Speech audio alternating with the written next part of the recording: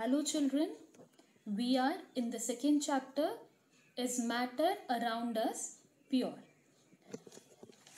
In the previous video, we learnt about properties of compound and mixture. Even we learnt the comparison between mixture and compound. Okay, so let's take a quick recap. Now, in mixture, what will happen? We cannot, the components, okay, we can separate the components by physical method.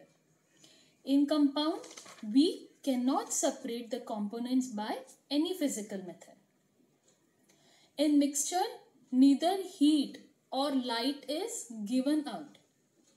In compound, heat and light is either given out or taken in during the formation of a compound. Okay. Mixture has a variable composition. The composition is not fixed. And in compound, the composition is fixed. Then mixtures, they do not have a fixed temperature.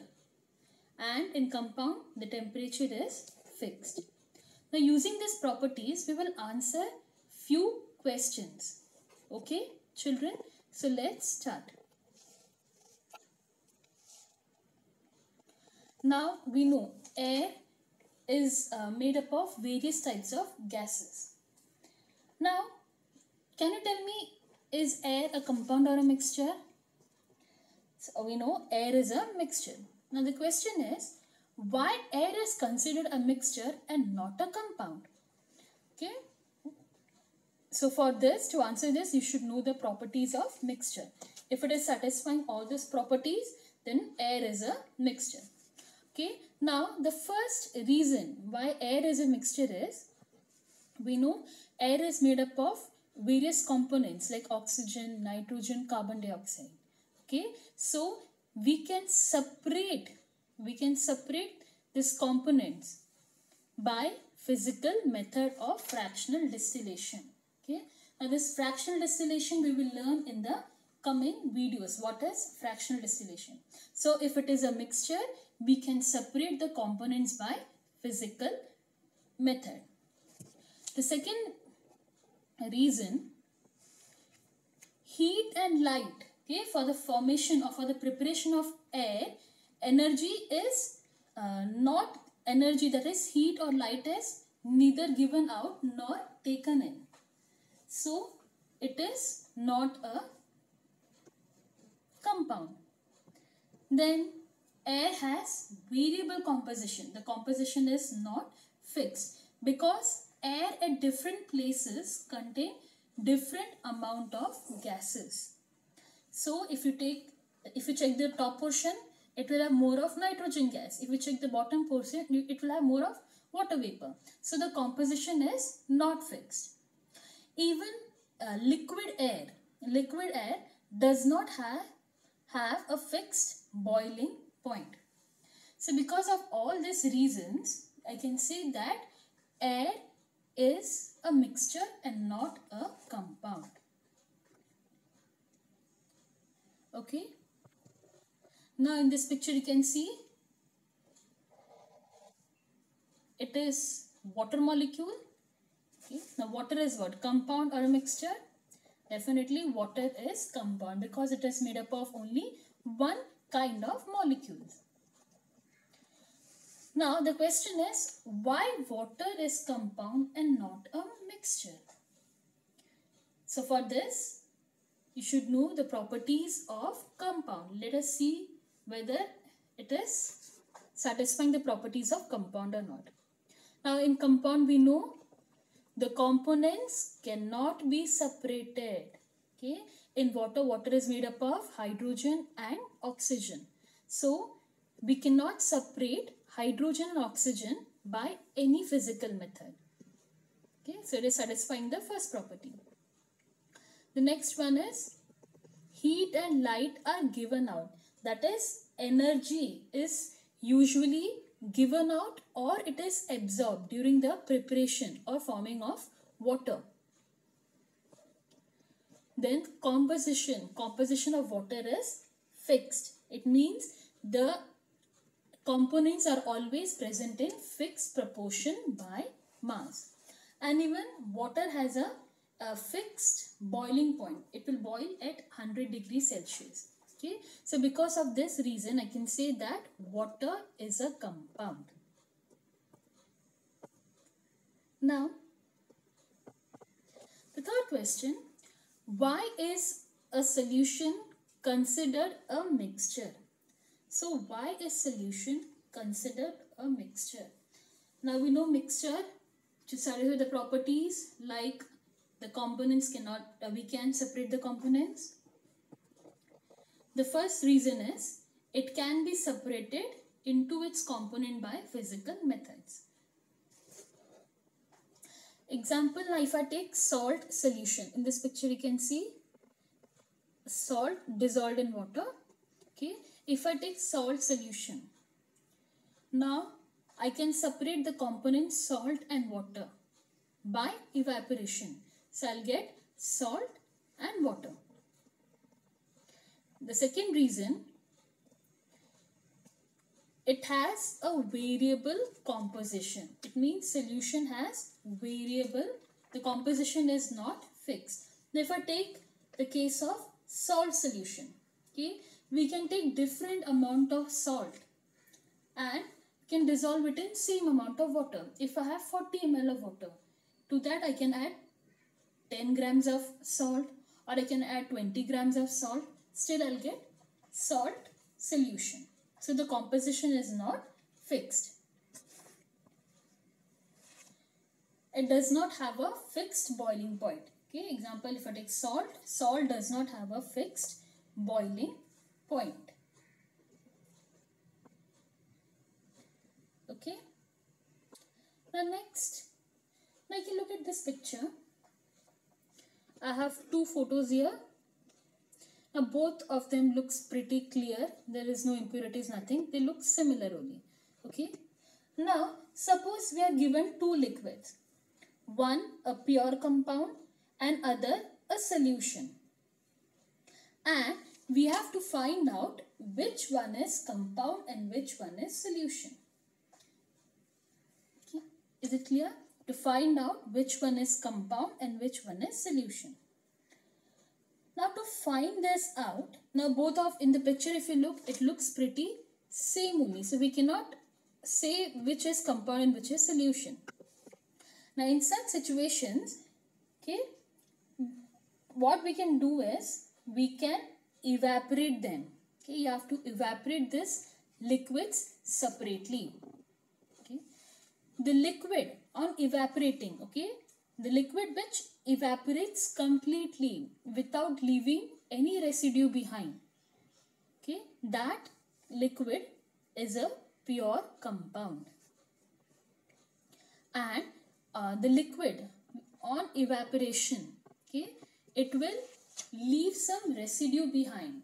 So that liquid is a solution. If it example of water and salt solution, water is a compound and salt solution is solution. So if I evaporate water, so what will happen? Water will evaporate completely, leaving no residue. But when I evaporate salt solution, what will happen? The salt will be left as residue. Is it clear? So to find out which one is compound and which one is solution, we have to evaporate them separately. Now children, alloy. What are alloys? Alloys,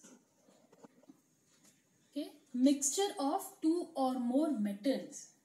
It's a combination. Mixture of two or more metals are called alloys. Alloys are homogeneous mixtures. Okay, alloys, they homogeneous means it has same composition throughout and we cannot separate them into components. The components cannot be separated by any physical methods. Alloy is considered a mixture because it has variable composition.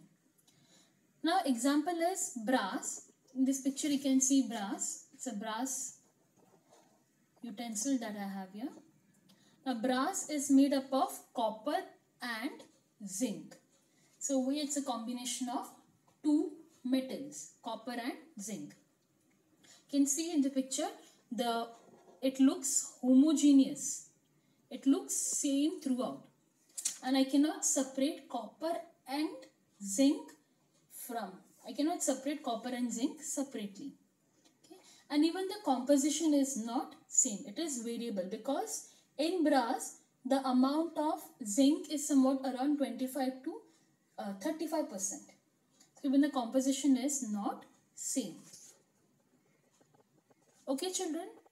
Now, before starting with solution, suspensions and colloids, okay, we should know the meaning of two terms, solute and solvent. So what is solute and solvent? We should know the meaning. Okay, look in this picture. I have blue color crystals, then I have water, and then we get a blue color solution. Now, what is solute?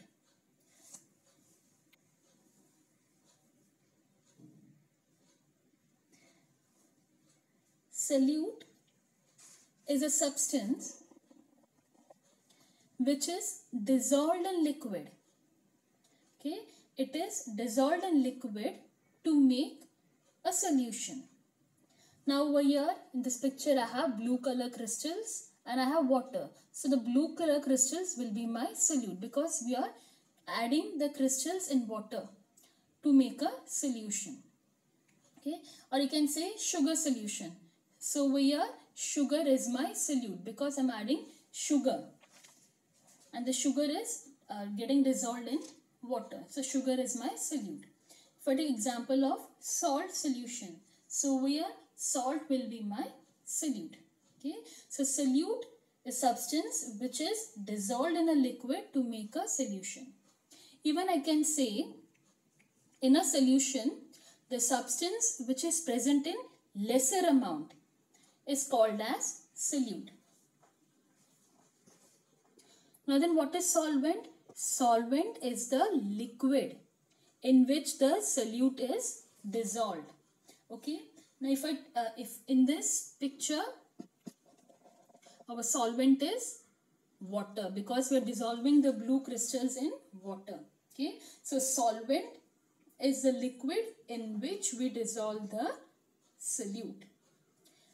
If I take sugar solution, so in that sugar is a solute and water is a solvent. Even I can say that the substance which are present in greater amount in a solution is known as solvent.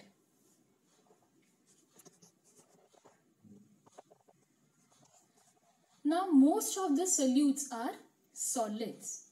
Okay, most of the solutes are solids, but even the liquids and gases can also be solute. So it is not only that we have solutes in solid form, even we have solutes in liquid as well as gaseous form. Now this we will learn more in the next video about solutions. The solution can be made by dissolving various solute in water. Okay.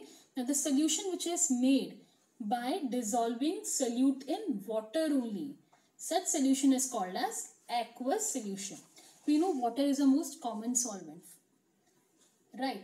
Okay. So water is an aqueous solvent because to make solution by using water as a solvent. So it is called as aqueous solvent. Now apart from water, even we have some liquid, organic liquid. The solution which is made by dissolving solute in organic liquid like acetone, alcohol, carbon disulfide. Okay, they are called as non-aqueous because in this there is no water. Over here we have organic liquid, so it is called as non-aqueous solution. Now, solution, suspension and colloids, they differ from one another on the basis of the size of solute particles. Okay, so I hope you have understood whatever we have learned today. In the next video, we will learn more about colloids, suspension and solution. I hope you have understood, children. Thank you.